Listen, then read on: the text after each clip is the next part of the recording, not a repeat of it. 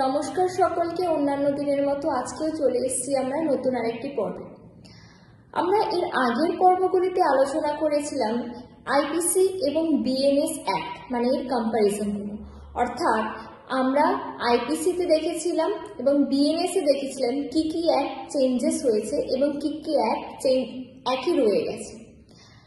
এবং সেই পর্বে আমরা দেখেছিলাম আগের পর্বগুলিতে আমরা দেখেছিলাম যে আমরা আলোচনা করেছি অফেন্সেস আগেইনস্ট বডি, সেক্সুয়াল হ্যারাসমেন্ট এবং অফেন্সেস আগেইনস্ট প্রপার্টি নিয়ে।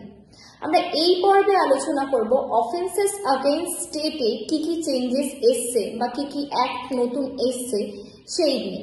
একইভাবে আমাদের সাথে আজকে উপস্থিত রয়েছেন লিগাল অ্যাডভাইজার তথা প্রফেসর প্রীতম ব্যানার্জি স্যার। স্যারকে অনেক নমস্কার। নমস্কার। শুরু করছি আজকের পর্ব।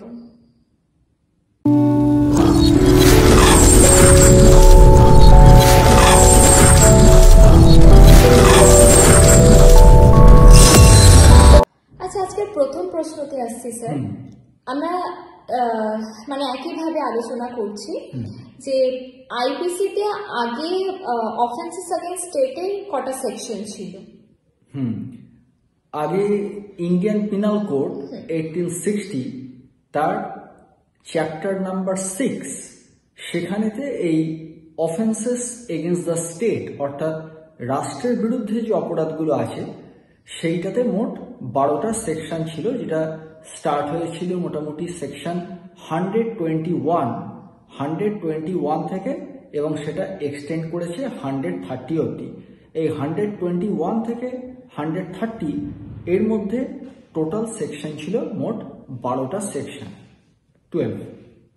আচ্ছা, আর স্যার বর্তমানে বিএনএস এ কটা সেকশন আছে? হ্যাঁ, বিএনএস তে চ্যাপ্টারটা চেঞ্জ হয়েছে। আগে যেটা ছিল চ্যাপ্টার নাম্বার 6, এখন ভারতীয় নয়া সংবিধান বিএনএস, সেখানে মানে টোটাল সেকশন আছে 12টাই, চ্যাপ্টার হয়েছে 7, অর্থাৎ 6 থেকে এটা চ্যাপ্টারটা চেঞ্জ হয়েছে 7 চ্যাপ্টার। আর এখানে মোট সেকশন হয়েছে 12টা।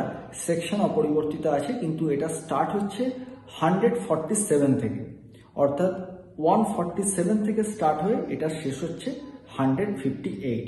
মোট সেকশনের সংখ্যা একই আছে, অপরিবর্তিত, অর্থাৎ 12টাই আছে।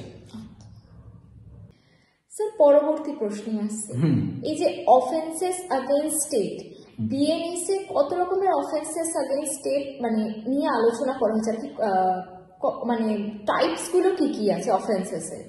হ্যাঁ, এই ইন্ডিয়ান পিনাল কোডই হোক বা ভারতীয় নয়া সংহিতা 2023, অর্থাৎ এখানে সেকশন মোটামুটি বললাম যে একই রকম আছে, সামান্য একটু চেঞ্জেস আছে। তবে এখানে প্রধানত যেটা ইন্ডিয়ান পিনাল কোড যেটা আগে ছিল, সেখানে বেসিক্যালি 4 রকমের অফেন্সের কথাই ওখানে উল্লেখ করা আছে। যেমন আমি প্রথমে বলতে পারি, ফার্স্টে যেমন হচ্ছে waging war against the state, অর্থাৎ মানে রাষ্ট্রের বিরুদ্ধে যদি কেউ যুদ্ধ ঘোষণা করে, অর্থাৎ সরাসরি রাষ্ট্রের বিরুদ্ধে মানে স্টেটের বিরুদ্ধে যুদ্ধ ঘোষণা করলো, অর্থাৎ waging war against the state, এটা একটা ক্যাটেগরির মধ্যে পড়ছে, ছিল যেটা আগে।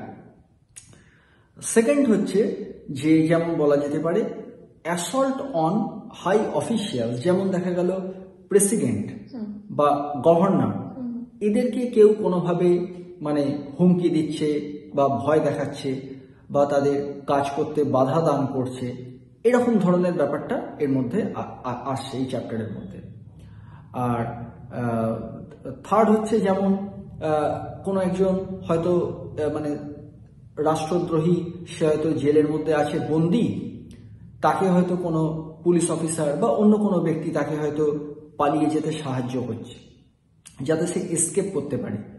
এরকম ধরনের বিভিন্ন অপরাধ এই চ্যাপ্টারটার মধ্যে আছে, সেটা বিএনএসই হোক বা ইন্ডিয়ান পিনাল কোডই হোক, মোটামুটি এরকমভাবেই ক্যাটেগরাইজেশন আছে। আর আরেকটা অপরাধ যেটা ইন্ডিয়ান পিনাল কোডেতে যেটা বলা ছিল সেটা হলো সেডিশন। সেডিশন এটা হচ্ছে মানে ওই রাষ্ট্রদ্রোহিতা, এটা আরেকটা ক্যাটাগরি ওই ইন্ডিয়ান পিনাল কোডের মধ্যে ছিল। Okay sir. স্যার নেক্সট কোয়েশ্চেনে আসছি। বিএনএস আসার ফলে আইপিসি থেকে এই অফেন্সেস अगेंस्ट স্টেটের যে অ্যাক্টগুলো আছে সেখান থেকে কোন কোন সেকশন বাদ গেছে? হ্যাঁ, খুব ভাইটাল কোয়েশ্চেন এটা।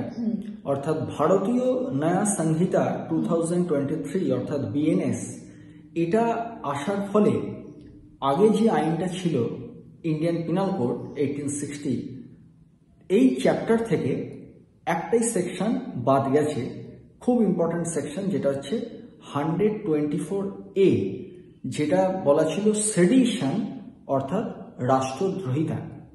তো এই 124A অর্থাৎ সেডিশন বা রাষ্ট্রদ্রোহিতা, এই সেকশনটা বাদ গেছে বিএনএস আসার ফলে। আর স্যার তাহলে এই সেকশনটা যখন বাদ গেছে এর বদলে তাহলে আর নতুন কি কি সেকশন এসেছে? হ্যাঁ, এটাও একটা অত্যন্ত গুরুত্বপূর্ণ কোয়েশ্চেন। তো ওই 124A যেমন বাদ গেছে, তো বিকল্প হিসেবে সেকশন 152 এই সেকশনটা ওই চ্যাপ্টারে ঢুকেছে বিএনএস এ। এই 152 এটা হচ্ছে যে এখানে বলা আছে যে any act which is actually এন্ডেঞ্জারিং the sovereignty and unity integrity of India, অর্থাৎ এমন কোনো কাজ যেটা ভারতবর্ষের সার্বভৌমত্ব বা ভারতবর্ষের যে আর কি একতা, এই ব্যাপারটাকে নষ্ট করতে পারে, ধ্বংস করতে পারে, এরকম ধরনের কোনো কার্যকলাপ, সেইটা এই 152 সেকশনের মধ্যে ঢুকেছে। ওই সেডিশন বা রাষ্ট্রদ্রোহিতাটা বাদ গেছে, আর তার বদলে এই মানে act এন্ডেঞ্জারিং sovereignty unity and integrity of India, এটা 152 বিএনএস এতে এটা ইনসার্ট করা হয়েছে। মানে রাষ্ট্রদ্রোহ, তাহলে মানে স্যার যে রাষ্ট্রের এগেইনস্টে দ্রোহ করবে বা মানে যে অফেন্স করবে সেটা বাদ দিয়ে দেওয়া হয়েছে, তার বদলে মানে তার বদলে সিমিলার টাইপেরই, হ্যাঁ, এটা নতুন একটা সেকশন ঢুকেছে। আচ্ছা স্যার। আচ্ছা স্যার, এই চ্যাপ্টার অর্থাৎ অফেন্সেস अगेंस्ट স্টেট, এই চ্যাপ্টার নিয়ে যখন আলোচনা শুরু করেছিলাম আপনি শুরুতেই বলেছিলেন যে waging war against the state. Sir এই পার্টিকুলার অফেন্সটার উপর আপনি যদি একটু আলোচনা করেন। হ্যাঁ, এটা আমাদের যেটা ইন্ডিয়ান পিনাল কোড তার সেকশন 121 এ বলা আছে waging war against the state. তা সেখানে কয়েকটা কথা খুব গুরুত্বপূর্ণ। একটা হচ্ছে whoever waging war against the state or attempts to wage war against the state or abets in the waging war of the state. তাহলে সে যে অ্যাকিউজড পারসন, সে যদি মানে রাষ্ট্রের বিরুদ্ধে যদি যুদ্ধ ঘোষণা করে অথবা তাতে মদদ দেয়, অর্থাৎ অ্যাটেম্প করে, প্রচেষ্টা করে, মানে চেষ্টা করছে বা অ্যাটেম্প করছে, বা সে মদদ দিচ্ছে বা অ্যাবেটমেন্ট করছে, তাহলে আমাদের 121 এ পানিশমেন্ট বলা ছিল যে ডেথ সেন্টেন্স অর্থাৎ মৃত্যুদণ্ড অর লাইফ ইমপ্রিজনমেন্ট অর্থাৎ যাবজ্জীবন কারাদণ্ড। অর্থাৎ যদি কেউ মানে গভর্নমেন্ট অফ ইন্ডিয়া অর্থাৎ ভারত সরকারের বিরুদ্ধে যদি কেউ মানে যুদ্ধ ঘোষণা করে বা তাতে যদি মদদ দেয় বা যদি চেষ্টা করে, যে কোনো একটা করলেই তার শাস্তি হতে পারে 121 ইন্ডিয়ান পিনাল কোড অনুযায়ী ডেথ সেন্টেন্স অর্থাৎ মৃত্যুদণ্ড অথবা যাবজ্জীবন কারাদণ্ড। এইটা ওয়েজিং ওয়ার এগেনস্ট দ্য স্টেটে বলা আছে। আবার এর সাথে আরও দুটো সেকশন এর সাথে খুব রিলেটেড হচ্ছে। যেমন একটা হচ্ছে 121A। এই 121A তে বলা আছে যে conspiracy to commit the offence punishable by section 121, অর্থাৎ যদি এই মানে যুদ্ধ রাষ্ট্রের বিরুদ্ধে ঘোষণা করার ক্ষেত্রে যদি সে কোনো কনস্পিরেসি করে, মানে ষড়যন্ত্র যদি করে, তাহলে সেটাও কিন্তু পানিশেবল, মানে লাইফ ইমপ্রিজনমেন্ট অর্থাৎ যাবজ্জীবন কারাদণ্ড অথবা 10 বছরের জেল, 10 years rigorous imprisonment and fine, ষড়যন্ত্র করার জন্য। আর এটা হচ্ছে 121A। আর আরেকটিও রিলেটেড সেকশন, এই তিনটে মোটামুটি খুব রিলেটেড সেকশন, সেটা হচ্ছে 122, যেখানে বলা আছে যে collecting arms for waging war against the state, অর্থাৎ যদি কেউ অস্ত্রশস্ত্র অ্যামুনিশনস অস্ত্রশস্ত্র যদি কালেক্ট করে এই উদ্দেশ্যে যে সে রাষ্ট্রের বিরুদ্ধে যুদ্ধ করতে পারে, তাহলে সেক্ষেত্রেও কিন্তু পানিশমেন্ট হচ্ছে life imprisonment or 10 years rigorous imprisonment. এই তিনটে সেকশন এই ওয়েজিং ওয়ার রিলেটেড খুব ইম্পর্টেন্ট। আচ্ছা স্যার, আচ্ছা স্যার, এবার পরের প্রশ্নতে আসছি। হ্যাঁ, আইপিসি তো আমরা দেখলাম 121, 121 এই যে সেকশনস গুলো, এগুলো বিএনএস এর কোন সেকশনে গেছে? হ্যাঁ, এটা 121 যেটা ছিল waging war against the state, এটা বিএনএসএ তে শিফট হয়েছে সেকশন 147। 121A যেটা ছিল conspiracy for waging the war against the state, সেটা পরিবর্তন হয়েছে 148। আর যেটা ছিল যে collecting the ammunitions or arms, এটা 122 তে ছিল, সেটা পরিবর্তন হয়েছে সেকশন 149। এই পরিবর্তনটা হয়েছে। আচ্ছা, আর স্যার এই সেকশনস এর ইনগ্রেডিয়েন্টস গুলো কি মানে আরিয়া হয়েছে? না, ইনগ্রেডিয়েন্টস এর কোনো পরিবর্তন হয়নি এবং পানিশমেন্টেরও কোনো পরিবর্তন হয়নি, অর্থাৎ শুধু সেকশনটাই পাল্টেছে, কিন্তু তার যে ইনগ্রেডিয়েন্টস উপাদান সেটা একই আছে, কোনো রকম পরিবর্তন হয়নি, এবং তার যে সেন্টেন্স মানে পানিশমেন্ট সেটারও কোনো পরিবর্তন হয়নি, যা ছিল তাই আছে। মানে সবই একই আছে, শুধু সেকশনটা শুধু নাম্বারটা পাল্টেছে, কিন্তু আর কোনো পরিবর্তন হয়নি। আচ্ছা স্যার, এখান থেকে আর একটা যে এই রিলেটেড, অর্থাৎ এই ওয়েজিং ওয়ার অগেইনস্ট স্টেট, এই রিলেটেড যদি কয়েকটা কেস ল বলতেন সেটা খুব ভালো হতো। হ্যাঁ, এটা আমরা সবাই জানি, তুমিও নিশ্চয়ই এটা শুনেছো, যে খুব দুটো গুরুত্বপূর্ণ কেসের কথা আমি এখানে উল্লেখ করতেই হচ্ছে। যেমন প্রথমটা বলতেই হয়, তুমি ভালো করেই জানো যে আমাদের যে ইন্ডিয়ান পার্লামেন্ট অ্যাটাক, যেখানে আফজাল গুরু তার ফাঁসি হয়েছিল এই কাজের জন্য, এই রাষ্ট্রদ্রোহিতার ব্যাপারে, তা আফজাল গুরু ওয়াজ হ্যাং। এটা ইয়ারটা হচ্ছে 2005, সুপ্রিম কোর্ট জাজমেন্টও আছে।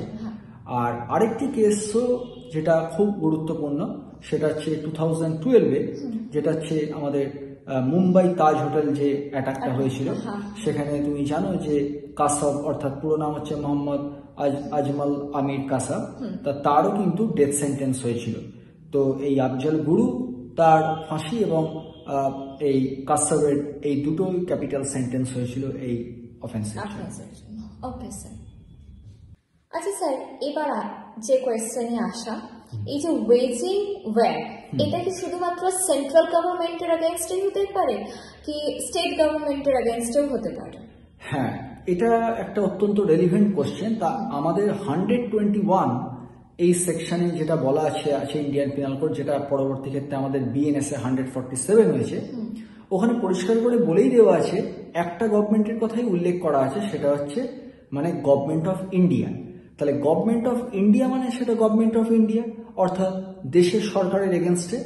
তা 121A আর 122 এই তিনটে সেকশনের মধ্যে স্টেট গভর্নমেন্টের কথা একটা জায়গাতেই উল্লেখ আছে, সেটা হচ্ছে 121A। সেটা হচ্ছে যে কনস্পিরেসি করে যদি গভর্নমেন্টকে যদি কোনোভাবে ভয় দেখানো হয়, চমকানো হয়, সেটা কিন্তু রাষ্ট্রদ্রোহিতা করার জন্যই, মানে যুদ্ধ ঘোষণা করার জন্য, কিন্তু সেটা করা হচ্ছে কিন্তু এগেনস্ট দ্য সেন্ট্রাল গভর্নমেন্ট, অর্থাৎ মেন যেটাকে কেন্দ্র করে ঘুরছে সেটা কিন্তু হচ্ছে কেন্দ্র সরকার, এটাই এখানে বলা আছে। যেহেতু মানে ভারতের মধ্যে, হ্যাঁ, এটাই বলা আছে। Okay sir. আচ্ছা স্যার, এবার এই চ্যাপ্টারের যে সেকেন্ড অফেন্স, যেটা মানে আপনি বলেছিলেন সেডিশন, স্যার এই সেডিশন নিয়ে যদি একটু আলোচনা করেন। হ্যাঁ, যেটা আমাদের ইন্ডিয়ান পিনাল কোডে ছিল সেকশন 124A, সেখানে সেডিশন ব্যাপারটাতে বলা ছিল যে whoever either by words, either spoken or written or by any sign, if he actually brings or attempts to bring any hatred or dissatisfaction towards the government established by law of India, অর্থাৎ সে কোনো শব্দের দ্বারা বা কোনো ছবি বা কোনো একটা রিটেন রিপ্রেজেন্টেশন বা ওরাল রিপ্রেজেন্টেশনে সে একটা সরকারের বিরুদ্ধে একটা ঘৃণা তৈরি করছে, এই রকম, যেটাকে আমাদের রাষ্ট্রদ্রোহিতার সঙ্গে তুলনা করা হচ্ছে। অর্থাৎ 124A যে রাষ্ট্রদ্রোহিতা সেডিশনের কথা বলা হচ্ছে, তার বিষয়বস্তুটা হচ্ছে যে সে তার কোনো বক্তব্যের মারফত লোককে হয়তো কোনো উস্কানি দিচ্ছে, বা হয়তো একটা ঘৃণা ছড়াচ্ছে গভর্নমেন্টের বিরুদ্ধে, মানুষকে প্ররোচিত করছে, তাহলে সেক্ষেত্রে শাস্তি ওখানে বলা ছিল যে যাবজ্জীবন কারাদণ্ড অর্থাৎ লাইফ ইমপ্রিজনমেন্ট, এটা কিন্তু বা ম্যাক্সিমাম পানিশমেন্ট আছে, আর মিনিমাম যেটা মানে 3 বছর অবধি ওটা এক্সটেন্ড করতে পারে, এটাই 124-এ বলা ছিল। Okay sir. আচ্ছা স্যার, আপনি তো বললেন যে সেডিশন নিয়ে আলোচনা করলেন, তা আপনি তো বললেন যে সেডিশনটা উঠে গেছে, তাহলে বিএনএস এই সেডিশনটা কত নাম্বার সেকশনে আছে? হ্যাঁ, সেডিশন তো উঠে গেল, কারণ যেহেতু ভারতীয় ন্যায় সংহিতা 2023 বিএনএস, এখানে ওইটার বদলে একটা সাবস্টিটিউট সেকশন 152 ইন্ট্রোডিউসড হয়েছে। এই 152 যে সেকশনটা আছে তাতে বলা হচ্ছে, তার টাইটেলটা হচ্ছে act এন্ডেঞ্জারিং sovereignty, unity and integrity of India, অর্থাৎ এমন কোনো কাজ যেটা ভারতের যে সার্বভৌমতা তাকে লঙ্ঘিত করছে বা যে একতা আছে এটাকে লঙ্ঘিত করছে, এবং সেটা মোটামুটিভাবে বলে দেওয়া আছে এই 152-তে যে whoever knowingly or purposefully either by words spoken or written, এটা ঠিক 124 এতে ঠিক যেরকম ছিল এটাই বলা আছে, দিয়ে ওখানে বলা আছে যে either excites, উত্তেজিত করছে, বা means attempts to excite any separatist activity, মানে আলাদা করা, বিচ্ছিন্ন করা, মানে which is endangering from the sovereignty, মানে একটা যে সার্বভৌমত্ব এইটাকে নষ্ট করার চেষ্টা করছে, ধ্বংস করার চেষ্টা করছে, ইউনিটি বা ইন্টিগ্রিটি, ভারতের যে একতা, সেই ক্ষেত্রে পানিশমেন্ট ওখানে বলে দেওয়া আছে যে লাইফ ইমপ্রিজনমেন্ট এটা হতে পারে, আর মিনিমাম হলে ওটা মে extend up to 7 years imprisonment and fine. এই পরিবর্তনটা এখানে হয়েছে বাই ভার্চু অফ সেকশন 152। ওকে। আচ্ছা স্যার, এই চ্যাপ্টারের 4টে টোটাল অফেন্সের মধ্যে আমরা দুটো নিয়ে আলোচনা করে ফেলেছি অলরেডি, বাকি যে দুটো আছে অর্থাৎ অ্যাসল্ট অন হাই অফিসিয়ালস আর একটা হচ্ছে যে escape of a state prisoner, এই দুটো যদি স্যার একটু বলে দেন তাহলে। হ্যাঁ, তার মধ্যে অ্যাটাক অন হাই অফিসিয়াল বলতে দেখা গেল কেউ প্রেসিডেন্ট বা গভর্নর তার উপরে কোনো রকম হয়তো থ্রেট করছে, হুমকি দিচ্ছে বা ভয় দেখাচ্ছে, বা প্রেসিডেন্ট বা গভর্নরকে তাদের যে অফিসিয়াল কাজ করতে বাধা দান করছে, তাহলে সেটা আইন অনুযায়ী শাস্তি হবে, সেটাও এই চ্যাপ্টারের মধ্যে আছে। আর আরেকটা সেটা হচ্ছে দেখা গেল রাষ্ট্রদ্রোহিতার ধারায় কেউ অভিযুক্ত, কোনো আসামি, তাকে কোনো পুলিশ অফিসার বা অন্য কোনো ব্যক্তি তাকে জেল থেকে পালিয়ে যেতে সাহায্য করছে, তাকে যাতে সে এসকেপ করতে পারে, তাহলে সেই ধরনের অপরাধও কিন্তু এই চ্যাপ্টারের আওতাতে আসছে। এগুলো পানিশেবল, সেটা ইন্ডিয়ান পিনাল কোডেও ছিল, আর এখন সেকশন পরিবর্তন হয়েছে, কিন্তু বিএনএস এর মধ্যেও সেগুলো পানিশেবল হিসেবেই আছে। পানিশমেন্ট ওই একই, মানে পানিশমেন্ট ওগুলো আনঅল্টার্ড একই রকম আছে। ওকে স্যার, সুতরাং আজকের আলোচনা আমরা এখানেই শেষ করছি। আজকে জানতে পারলাম যে আমরা অফেন্সেস এগেইনস্ট স্টেটের ক্ষেত্রে কি কি চেঞ্জেস হয়েছে, এবং আমরা এর পরবর্তী এপিসোডেও দেখব যে বিএনএস অর্থাৎ ভারতীয় ন্যায় সংহিতাতে আর কি কি চেঞ্জেস এসেছে বা কোন কোন অফেন্সেসগুলো বাদ গেছে আইপিসিতে যেগুলো ছিল। স্যারকে অনেক ধন্যবাদ আমাদের সাথে থাকার জন্য, মূল্যবান সময় দেওয়ার জন্য। পরবর্তী পর্বে আবারও দেখা হবে নতুন এরকম আরেকটি গুরুত্বপূর্ণ আলোচনা নিয়ে। ততক্ষণের জন্য নমস্কার।